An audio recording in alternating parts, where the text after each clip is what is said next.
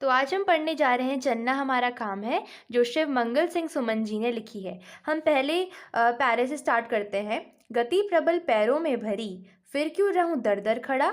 जब आज मेरे सामने है रास्ता इतना बड़ा, जब तक ना मंजिल पा सकूं तब तक मुझे ना विराम है, चलना हमारा काम है।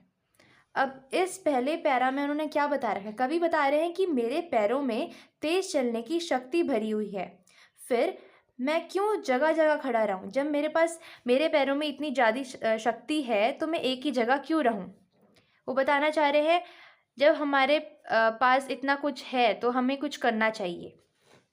आज मेरे सामने है रास्ता इतना पड़ा, यानी कि मेरे सामने काफ़ी लंबा रास्ता पड़ा है और जब तक मुझे मेरी मंजिल ना मिल जाए तब तक मैं विश्राम नहीं करूँगा और ना अपनी गति को विराम दूंगा।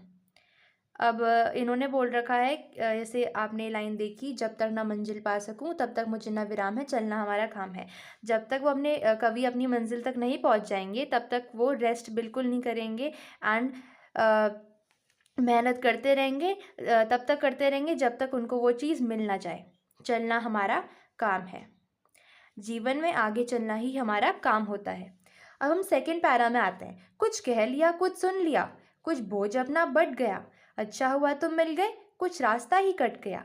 क्या राह में परिचय कहूँ, राही हमारा नाम है, चलना हमारा काम है।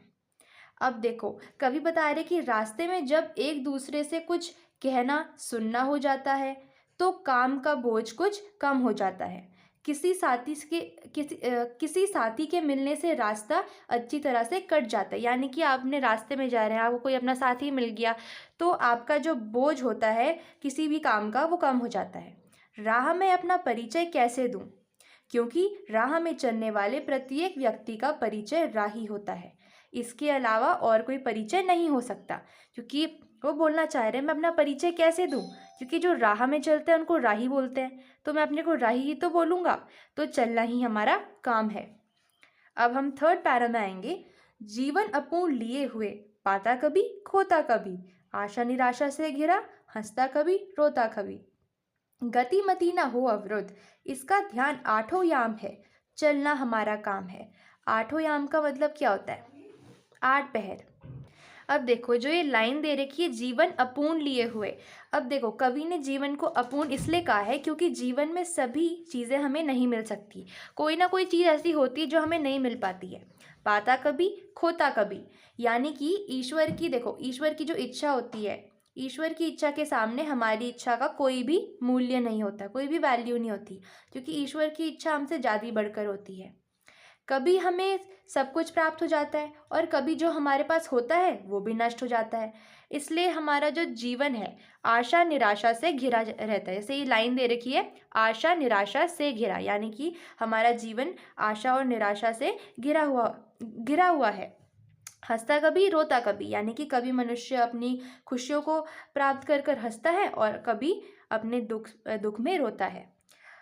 गतिमति ना हो अवरुद्ध, इसका ध्यान आठों याम है, यानी कि हमें हर समय यह ध्यान रखना चाहिए कि हमारी जो चाल होती है और हमारी बुद्धि में कोई रुकावट ना आए, क्योंकि एक बार रुकावट आ जाती है तो आगे बढ़ना मुश्किल हो जाता है, और आ भी जाए तो हमें उससे निकल कर, यानी कि ये सारी बाधाएं होती हैं हमारे जीवन में जो आती है, लेकिन तब भी हमें चलते रहना है।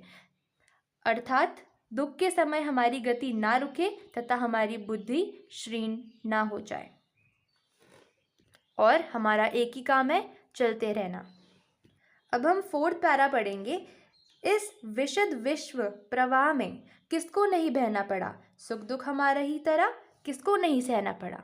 फिर व्यर्थ क्यों कहता फिरूं, मुझ पर विधाता वाम है, चलना हमारा काम है।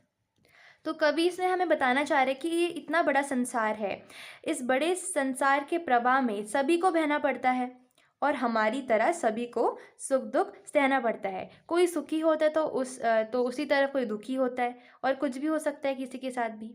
अर्थात संसार में सभी को साथ साथ चलना पड़ता है और सुख दुख सभी को झेलने पड़ते हैं। जब सभी की समान स्थिति है तो मैं अपने दुख को देखकर क्यों कहूँ कि ईश्वर हमारे प्रतिकूल हैं।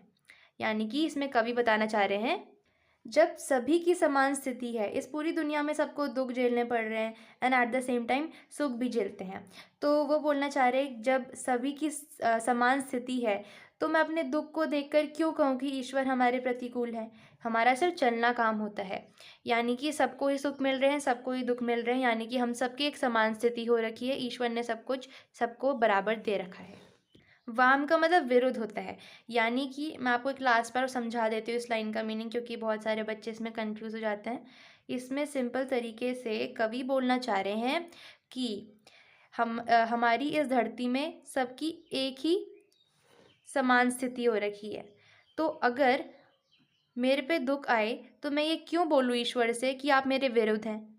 असली बात तो ये है ना कि ईश्वर सबको समान स्थिति दे रहे हैं, तो सबको ही दुख मिल रहा है, सबको ही सुख मिल रहा है। तो एक तरफ से बोलना चाह रहे फिर व्यर्थ क्यों कहता फिरूं, मुझ पर विधाता वाम है, यानी कि मेरे से विधाता मतलब विरुद्ध हैं।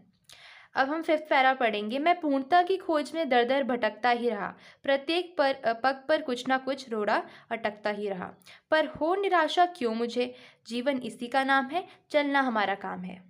और कवि इसमें बता रहे हैं कि वो पूर्ण होने के लिए होने की खोज में इधर उधर भटकते ही रहे, और उन्होंने ये नहीं सोचा कि संसार में पूर्ण तो सिर्फ ईश्वर ही है और सभी मनुष्य अपूर्ण है। लेकिन हम ईश्वर तो बन नहीं सकते, तो हमारा सिर्फ एक ही काम होता है जीवन में चलते रहने का। और इसमें कवि बोलना चाह रहे हैं उनके प्रत्येक कदम पर कोई ना कोई बाधा आती रही, रोड़ा अटकता ही रहा, यानी कि कोई ना कोई रुकावट विघ्न या बाधा आते ही रहे, पर हो निराश क्यों मुझे, यानी कि इसमें उन्होंने बोल रखा है ऐसा मेरे साथ ही नहीं होता, बल्कि हर मनुष्य की राह में बाधाएं आती है। यह उसकी कुशलता पर निर्भर करता है कि किस प्रकार वह अपनी बाधाओं को दूर करता हुआ आगे बढ़ता है। वो बोलना चाहता है पर इस पे देखो, प्रत्येक पग पर हर मनुष्य का कुछ ना कुछ बाधा आती रही। अब इसमें लाइन में लिखा है पर हो निराशा क्यों मुझे, जीवन इसी का नाम है।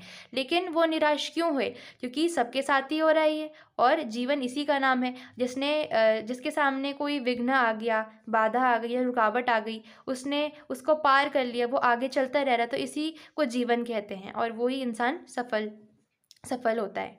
अब हम लास्ट पैरा पढ़ेंगे। कुछ साथ में चलते रहे, कुछ बीच से ही फिर गए, पर गति न जीवन की रुकी, जो गिर गए सो गिर गए, चलता रहे हर दम उसी की सफलता अभिराम है, चलना हमारा काम है। ये लास्ट पैरा है। अब देखो इसमें कवि क्या बोलना चाह रहे हैं, मुझे निराश नहीं होना चाहिए क्योंकि जीवन बाधाओं से भरा हुआ है, इसलिए चलना हमारा काम है। अब यहाँ से देखते हैं, कुछ साथ में चलते रहे, यानी कि जो हम राही थे, कवि बताना चाह रहे हैं जो भी राही हम थे उनमें से कुछ तो साथ में जीवन के पथ पर चलते रहे, और कुछ निराश होकर बीच से ही वापस लौट आए।